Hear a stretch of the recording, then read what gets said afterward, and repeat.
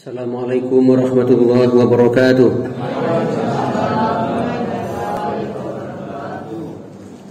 Alhamdulillahilladzi khalaqas samawati wal ardh wa ja'alaz zulumati wan nur thumma alladzina kafaru bi rabbihim ya'dilun.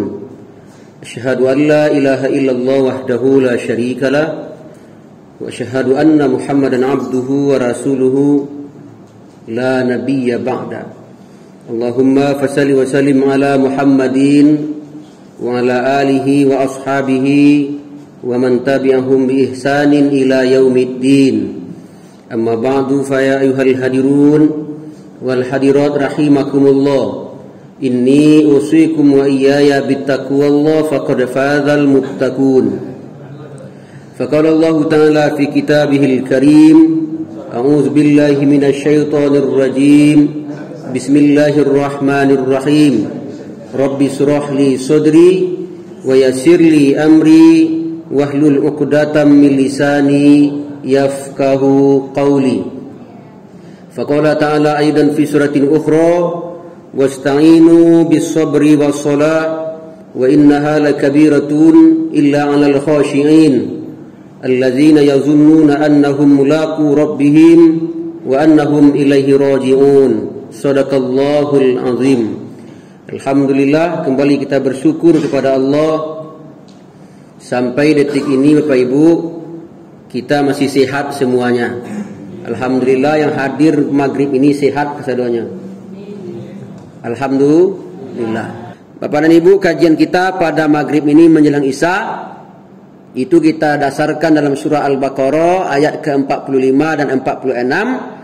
Ayatnya lah kita bacakan tadi di mukadimah ceramah kita.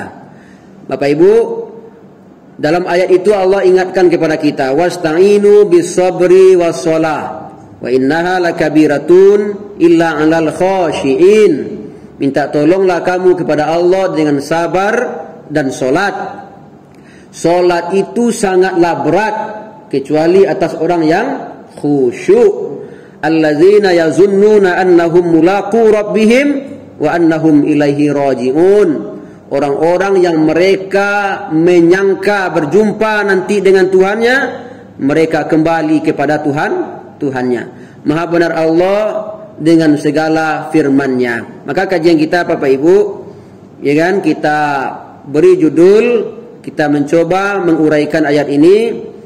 Ujung dari ayat ini adalah bicara tentang khusyuk. Nah Bapak Ibu, kenapa kita mesti mempelajari atau mengurai, membahas tentang khusyuk ini? Karena ibadah solat Bapak Ibu adalah ibadah yang paling utama daripada ibadah-ibadah yang lainnya. Bahkan saling utamanya Bapak Ibu, Nabi menyebutkan dalam hadisnya, masalus salawatil khamsi kamasali nahrin jarin.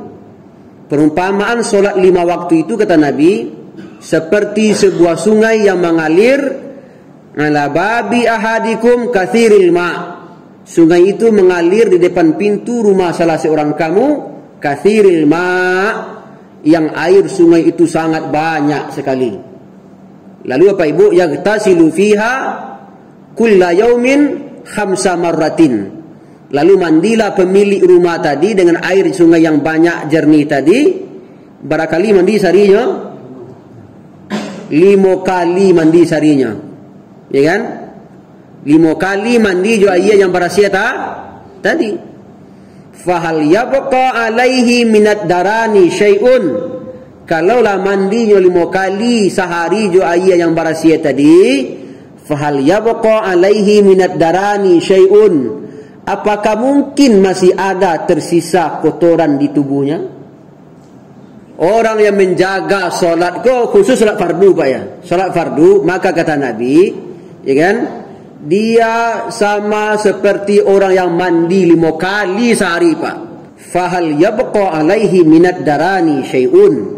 Apakah mungkin orang yang 5 kali mandi sehari itu masih adakah kotoran yang tersisa pada tubuhnya? Bayangkan Pak Ibu, orang yang menjaga solat 5 waktu ini, solat yang fardu utamanya, Maka kata Nabi, seperti orang yang mandi 5 kali. Masalu salawatil khamsi, perumpamaan salat 5 waktu itu, kamasali nahri jarin ala babi ahadikum, seperti sebuah sungai yang mengalir di pintu rumah salah seorang kamu, kathiril ma', air sungai itu sangatlah jernih, sangatlah banyak air sungai itu, Bapak Ibu. Maka pemilik rumah tadi mandi dengan air tadi 5 kali sehari. Maka oleh karena itu, Bapak Ibu, ya kan, ternyata solat yang kita kerjakan ini menggugurkan semua dosa-dosa kita.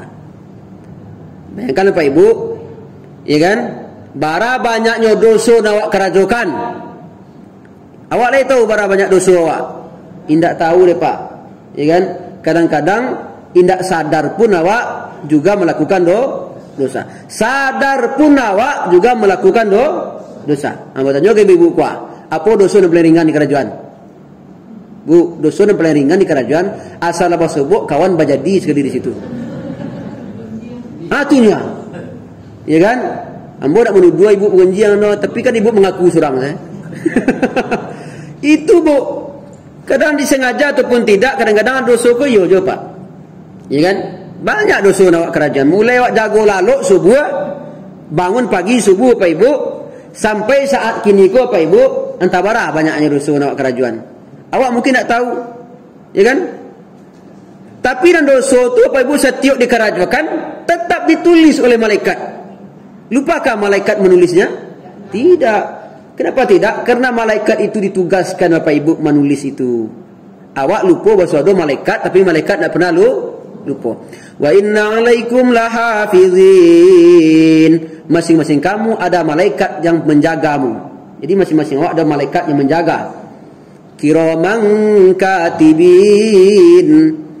Kerjanya menulis. Yang lamuna ma taf'alun.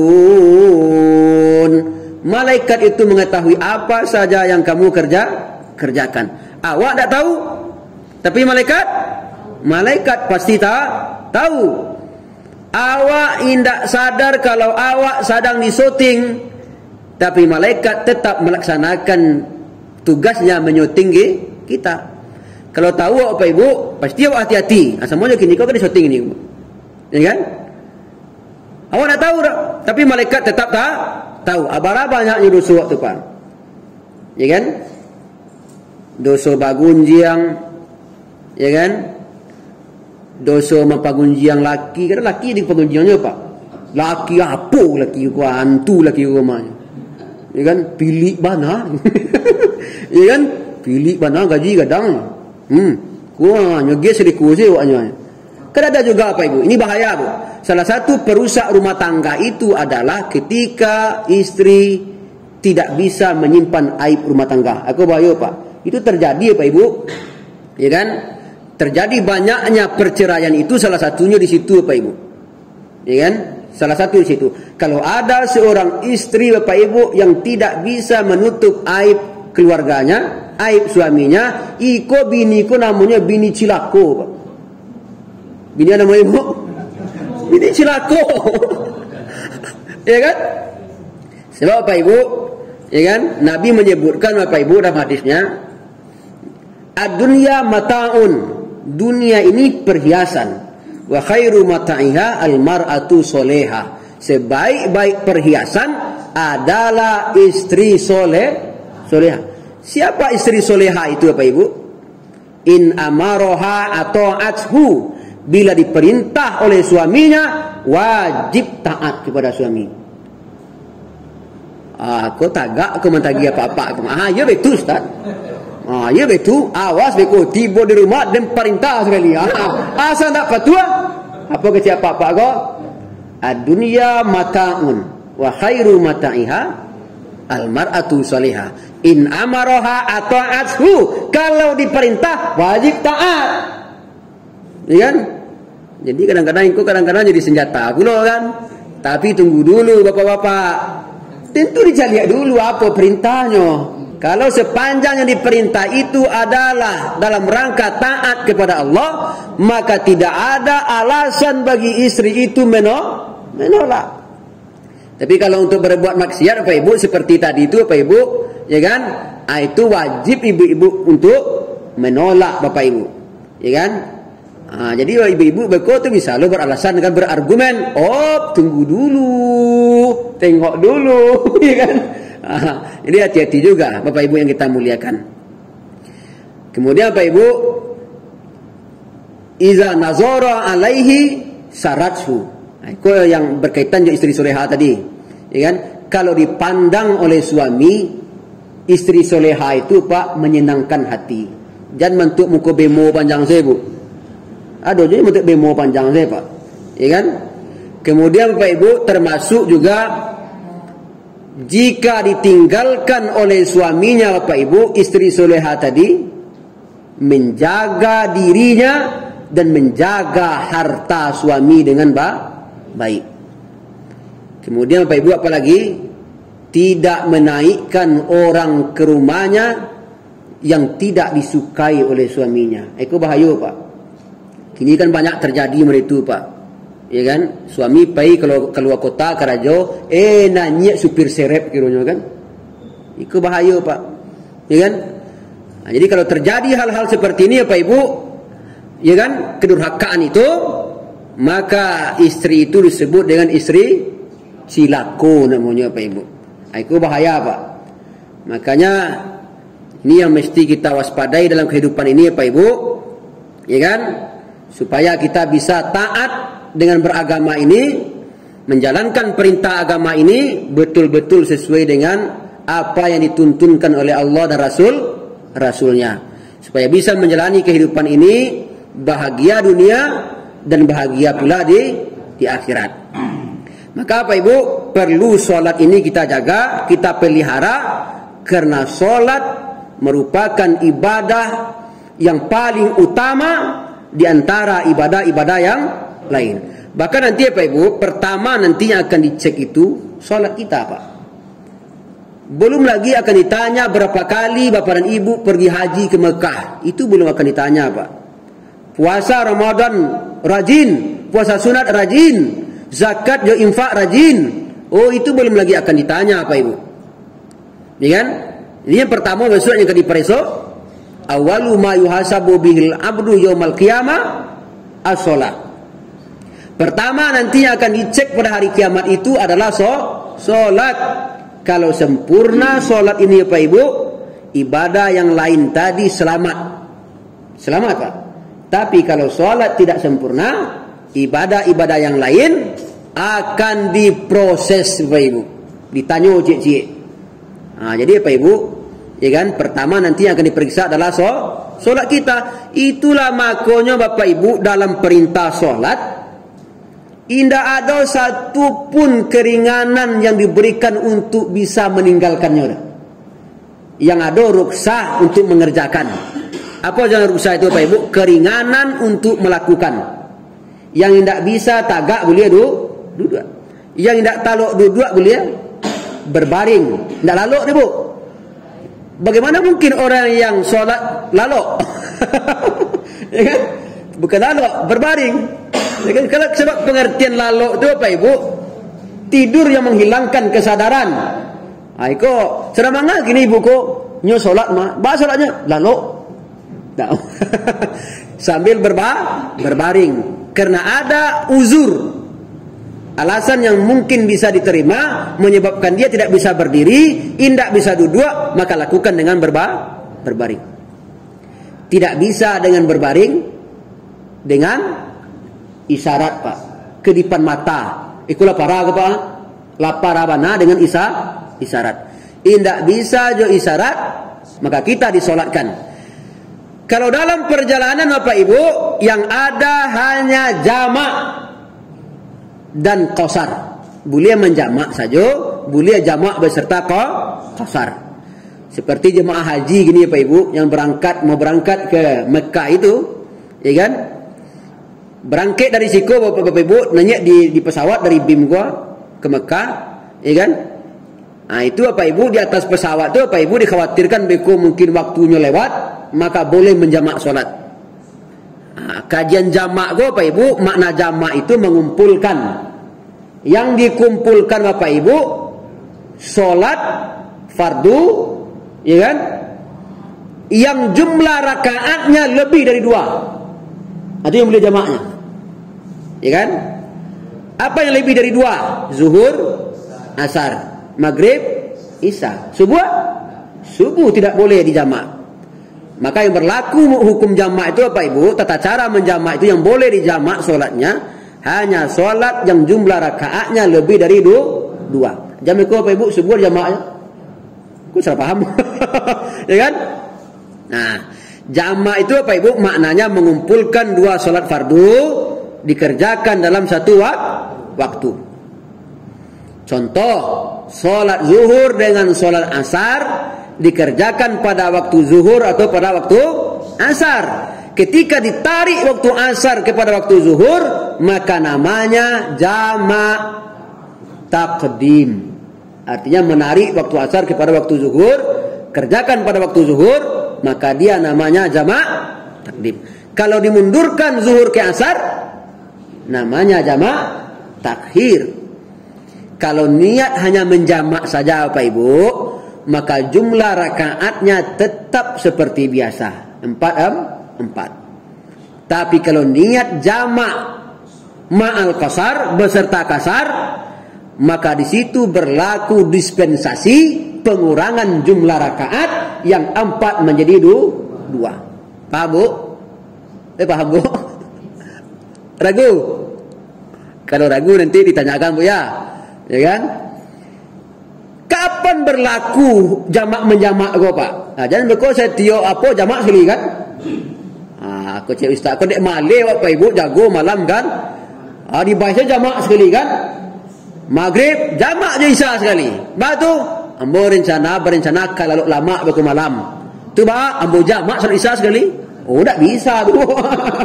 Ya kan? Jamak itu berlaku bagi orang yang sedang safar. Apa itu safar? Sedang dalam perjalanan baru boleh melakukan jamak. Adapun bagi orang yang mukim itu apa maknanya Pak Ibu? Orang yang sedang berada di tempat, amun tu awak ko mukim namanya Bapak. Tidak sedang safar, tidak sedang dalam perjalanan jauh, maka kita tidak boleh menjamak. Bapak Ibu yang kita muliakan, perjalanan boleh menjamak itu pun ada kriterianya Pak. Jadi tidak semua perjalanan itu mesti menjamak. Itu kadang-kadang pergi ke pasar raya, ibu berjamak ya sholat kau kan? Kemana Bu? Kamu jamak sholat? Itu kemana Ibu? Ke pasar raya. Oh, tidak bisa tuh. Menjamak itu apa Ibu? Artinya dalam perjalanan jauh baru boleh berlaku jamak. Maka ada para ulama memberikan syarat apa Ibu? Di atas 80 kilo perjalanan baru boleh berlaku hukum jamak. Di bawah itu berarti belum lagi masuk kategori bisa untuk melakukan jamak sholat atau menjamak sholat. Cuma Bapak Ibu yang menjadi persoalan ini banyak jemaah Bapak Ibu meragukan atau bertanya, Pak Ustaz, kalau awak jauh kendaraan surang pai Bapak Ustaz baca rohnya, apakah boleh menjamak? Sebetulnya Bapak Ibu asal dalam perjalanan, ya kan, baik dalam kendaraan sendiri ataupun kendaraan sewaan ataupun you travel Pak, ya kan, hukumnya kan tetap safar dalam perjalanan. Sebetulnya boleh menjamak, tapi Bapak Ibu alangkah lebih baiknya awak tidak melakukan jamak kalau you kendaraan surang. Lebih baik tidak kita menjamak. Kenapa? Karena jam perjalanan itu awak yang mengatur surang. Awak yang punya oto surang, awak supirnya surang, awak yang menentukan barangke atau istirahatnya. Maka alangkah lebih baiknya awak tetap seperti biasa saja. Awak dimasuk berhenti beku Pak itu bisa. Kecuali kalau ibu you travel, ya kan, barangke dari Siko ke Pekanbaru you travel, ya kan, dikhawatirkan beku travel ku tidak berhenti kan, ya kan. Dikhawatirkan tidak berhenti travel ko, atau ditanya ke sipir di mana berhenti, atau ibu sedang ke Jawa, ke Jakarta kan, naik bus MPM di Siko kan, ya kan, waktu asar Ya kan hampir masuk. Awak berangkat jam 3 kan. Di perjalanan beko awak berangkat dikhawatirkan beko maghrib terlewat kan, tempat berhenti. Ya kan? Maka dikhawatirkan itu, maka boleh kita menjamak. Tapi kalau juga kendaraan surang, alangkah lebih baiknya kita normal saja melaksanakan seperti biasa. Karena meskipun boleh Pak, meskipun kalau kita ambil jatah itu kan Bapak Ibu fasilitas. Jadi menjamak itu sebetulnya fasilitas. Kalau kita ingin ambil fasilitas itu, ya boleh. Tidak ada juga larangan Pak Ibu. Tapi kalau awak surang tadi, alangkah lebih baik kita seperti normal biasa saja. Ya kan? Nah Bapak Ibu, maka sholat ini penting Bapak Ibu. Kualitas sholat itu penting kita jaga. Karena sholat adalah ibadah nanti yang pertama yang akan dicek pada hari kiamat. Supaya berkualitas ibadah sholat awak Bapak Ibu, diantaranya adalah mesti kita khusyuk. Mesti khusyuk. Bapak Ibu, ayat yang tadi itu yang awak baca tadi itu, ya kan? Sholat itu sungguh amat berat, illa alal khashiin, kecuali atas orang yang khusyuk. Sekarang Bapak Ibu, khusyuk ko Bapak Ibu, ambo yakin jemaah lah paham ko. Sebab khusyuk ko Bapak Ibu lah menjadi bahasa parak lawe dia awak sigogo. Setiap hari Bapak Ibu khusyuk ko kita dengar ustaz mubaligh penceramah menyampaikan, ya kan, membahas tentang khusyuk. Tapi sungguh pun baik itu Bapak Ibu, kadang-kadang awak masih ragu juga Bapak Ibu. Ya kan? Apa itu khusyuk? Khusyuk itu Bapak Ibu maknanya sederhana, ya kan? Sesuai lahir dengan batin, atau khusyuk itu. Artinya yang di dalam membenarkan, mulut pun ikut membenarkan. Jadi antara lahir dan batin sesuai, maka disitulah baru khusyuk. Atau Bapak Ibu yang mudah dipahami khusyuk kok, fokus atau konsentrasi. Kalaulah fokus atau konsentrasi, maka itu dinamakan khusyuk. Tapi kalau ibu-ibu tidak konsentrasi, maka itu tidak dikatakan khusyuk. Ada awak pernah tidak konsentrasi? Pernah Bu ya? Ibu pernah tidak sholat memikian goreng lauk? Ada? Ondai ya Allah. Awak sedang sholat, alhamdulillahi rabbil alamin. Tang kecil kedua belakang. Ya Allah. Oh masya Allah, goreng ikan lupa menunjuki sebentar. Iko kucing nanacuk mah pancaku aku masuk. Iko abi lupa kesadonya. Ya kan? Pernah kita terganggu khusyuk kita Pak? Pernah Pak. Acok Pak. Ya kan? Biasanya Pak Ibu uncang dan hilang mau sebut di mana? Uncang. Ibu tahu uncang? Tidak tahu uncang. Apa itu uncang? Wah, biasanya orang-orang lama, orang sesuai Bu ya, itu tahu tuh. Apalagi orang kampung-kampung Pak, itu tahu Pak. Ama-ama awak dulu biasanya kalau menyimpan piti itu bau uncang je Pak. Nan uncang kau di mana letaknya? Di pinggang Pak. Siap tadi bakabek je pinggang. Kalau di saku uncang tu basamek lo saku gua Pak. Kapan perlu belo resletingnya, ya kan, supaya hilang uncang kau kan? Kiranya Pak Ibu lupa di malah tak uncang kau. Awak solat. Dalam solat Pak Ibu kerajo mencari uncang saya kerajo Pak. Di malah uncang kau terletak. Di sini no sebabnya setan jo iblis kau Pak. Inyo kanan, nyo carian, basobo uncang kau Pak dalam solat. Ya kan? Ya kan? Padahal tadi di luar solat, lapan yang memikir uncang kau di mata letaknya tidak basobo-sobo deh Pak. Kiranya dalam solat apa sobo uncang kau di mata letaknya. Itu hebatnya Pak iblis setan kau. Ya. Jadi siapapun orangnya Pak, itu pengalaman tuh. Indak jemaah saja, ustaz pun betul juga Pak. Alhamdulillahirabbil alamin. Leta kunci setengah dari ustaz. Para hebatnya iblis setan kok. Kan itu makanya allazi waswisu fi sudurin yang membisikkan rasa was-was ke dada manusia. Asian punya kerajo tu. Setan pak, iblis.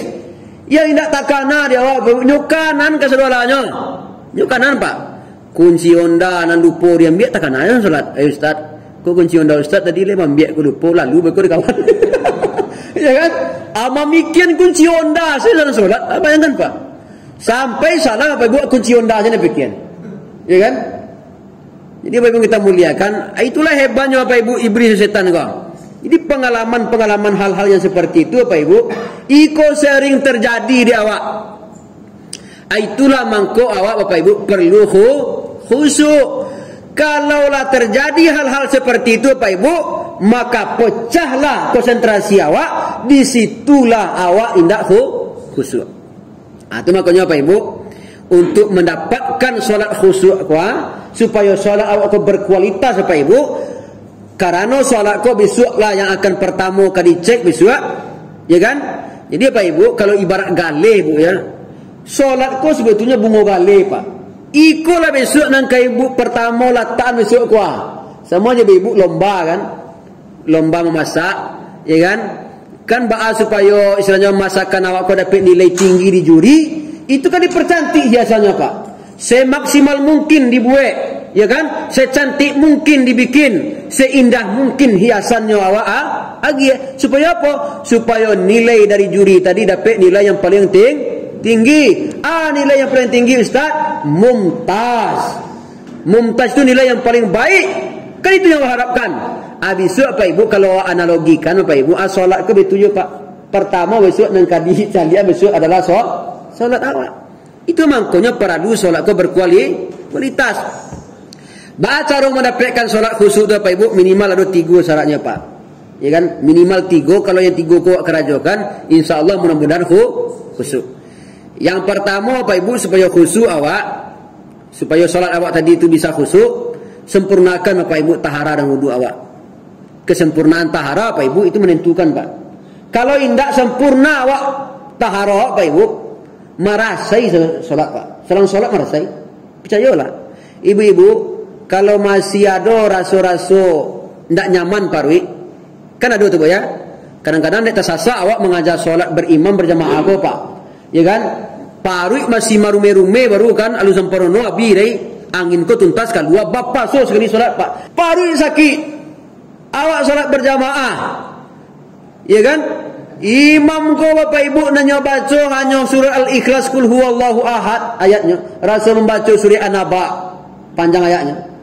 Awak Bapak Ibu dalam hati mengerutu surah saya menyumpah-nyumpah saya astagfirullah la ilaha illallah. Lama banyak ustaz ko membaca ayat panjang mana ayatnya bacanya. Nah berjoget ke kiri berjoget kanan kan? Ya kan? Menenjek ke kiri menenjek ke kanan kan? Rupanya menahankan tuik sasak. Angin sedang paru sakit kan? Marasai dia itu Pak. Apalagi sempat di sah paling tengah. Ya kan? Ibu-ibu, kalau terjadi hal-hal seperti itu, terganggu pikiran awak, buyar pangana awak, maka disitulah awak indak khusyuk. Nah ibu-ibu, kalau terjadi hal-hal seperti itu, jangan dipaksakan salat ya Pak. Jangan dipaksakan salat. Cut saja sampai di situ Pak Ibu, tunaikan haknya. Itu makanya Pak Ibu, perlu kita tuntaskan dulu. Kalau ada hajat yang belum selesai, selesaikan hajat. Apalagi apa-apa kuah, ibu-ibu yang lah semua awak kuah, klip awak dah mulai lapang Pak. Iya Pak. Dari waktu Isya ke Maghrib, waktu Maghrib ke Isya saya Pak Ibu, kadang-kadang namu 3 kali ke kamar mandi ke bola boduat. Bakal cuy tu bana, boduatnya Bu. Iya wah Ustaz, ambo rasa-rasa ado nang keluar saya Ustaz. Ya kan? Rasa-rasa ado nang keluar saya. Bahkan ada jemaah yang bertanya Ustaz, ambo Ustaz tiuk sabanta saya rasa-rasa ado yang keluar Ustaz. Nak nyaman ambo dah. Tu Pak. Ya setiap ada rasa-rasa keluar tu Ustaz, ambo setiap itu pula bau dua. Kalau ada rasa-rasa keluar ibu itu 20 kali terasa ibu itu bau dua saya panjangkan ibu. 20 iya Ustaz, betul. Jadi setiap ada nata rasa Ustaz, ambo bau ulang ke kamar mandi, bau dua saya Ustaz. Kalau mandi itu bu itu bisa mandi bu ke bau dua tu. Ya kan? Jadi Pak Ibu kita muliakan, apalagi ada klip awak lah mulailah lapang, ikut perlu Pak. Ya kan? Itulah makanya kalau awak buang hajat atau pipis Pak Ibu, disunahkan duduk jongkok. Kenapa jongkok Pak Ibu? Karena jongkok tu Pak Ibu menekan paru awak. Jadi paru awak ko menekan ari-ari awak. Ketika ari-ari tertekan tu Pak Ibu, maka disitulah Pak Ibu kantong kemih awak tadi itu, sisa-sisa yang masih tersisa di kantong kemih awak, dia akan tertekan untuk keluar. Bahkan Pak Ibu untuk mengakhirinya disunahkan pula awak mendaham, mendaham atau batu ketik awak, supaya Pak Ibu kalau ada Bapak Ibu yang menetes. Pernah ada Ibu pengalaman atau apa? Taraso, yang taraso pernah? Taraso ada menetes Pak? Pernah ya? Pernah Pak? Siapa pun pernah tu Pak, ya kan? Dengan demikianlah Bapak Ibu, dengan membatuk ketik tadi itu, inyo akan tuntas keluar. Adapun Bapak Ibu kalau ada yang masih meraso-raso panjang saya Pak, ya kan? Masih teraso-raso panjang saya, ya kan? Atau ragu ibu-ibu, apakah saya terkentut atau tidak? Kan ada yang ragu jemaah Pak. Kan ada Bapak Ibu, angin itu tertahan. Maksud tertahan tahu Bu ya? Samojo apa antara keluar jo indak Pak. Tertahan. Namanya itu di perbatasan terletaknya kira-kira lah. Tertahan ya Pak. Antara keluar atau indak, tapi orang ragu apakah keluar atau tidak. Nah, bako Ustaz, ambo rasa-rasa keluar kok Ustaz. Rasa-rasa keluar ambo kok. Tapi rasa-rasa tapi indak lah dah.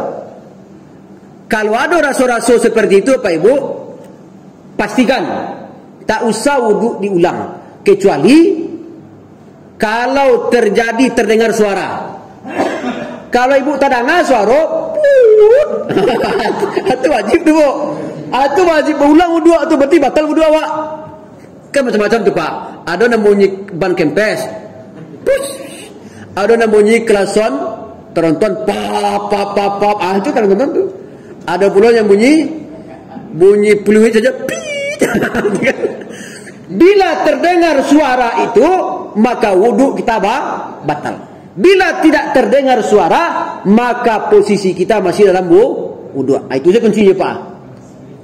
Hilangkan dan tepis semua rasa tadi ketika tidak terdengar bunyi. Yang kedua, kapan batal wuduk itu? Ketika ada bau.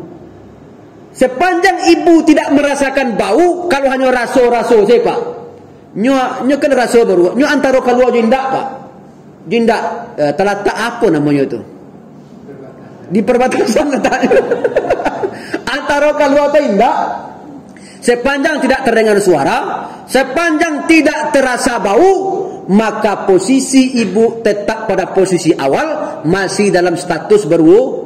Jangan diulang-ulang panjang saya. Beko ada rasa-rasa tiap sebantai ibu bau dua beko. Ya kan tak paso ibu beko, sebenarnya berganti baju pulang ke rumah. Oh itulah basah kita balangnya ni pangan Jemu kena basah Pak. Maka Bapak Ibu, inilah Bapak Ibu perlu kita mengaji fikih. Ini kan fikih ibadah Pak. Jadi dalam hal ini perlu kita mengaji fikih ibadah Bapak Ibu, supaya Bapak Ibu kita beramal beribadah itu nyaman, sehingga ibadah kita Bapak Ibu benar-benar berkualitas. Ya kan? Karena ibadah inilah nanti yang akan kita persembahkan nanti pertama kepada Allah Subhanahu wa taala. Insyaallah Pak Ibu lain waktu kita lanjutkan karena Isya telah masuk. Terima kasih, terlebih kurang mohon maaf. Assalamualaikum warahmatullahi wabarakatuh.